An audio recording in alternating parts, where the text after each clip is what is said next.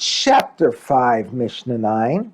The previous Mishnah spoke of a case where a barrel broke during a sale. This Mishnah discusses another time where there was a mishap during a sale and cites a dispute as to who is responsible.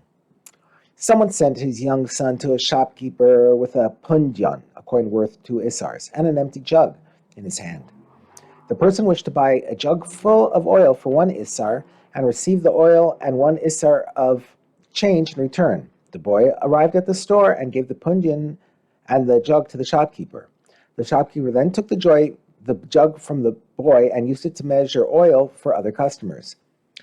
And then he measured out the oil for the boy and put it into the jug. He gave him the filled jug and the isser of his father's change as well. The boy then set off to return home, and on the way he accidentally broke the jug, losing the oil, and he lost the isser as well. In this case, the law is that the shopkeeper is liable to pay for the oil, the isser, and the jug. He is liable to pay for the oil and the isser because he should not have sent them back with the child, and he is liable for the jug because he borrowed it without permission. Another Tana disagrees, but Rabbi Yehuda exempts the shopkeeper from liability because it was with this intention that the buyer sent his child in the first place. According to Rabbi Yehuda, by sending the money and jug to the shopkeeper with his son, the buyer showed that he wanted his son to bring back the oil and the change.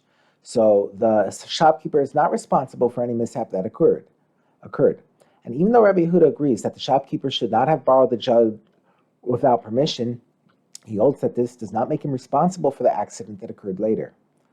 The Mishnah notes that if the case had been a bit different, there would be no dispute.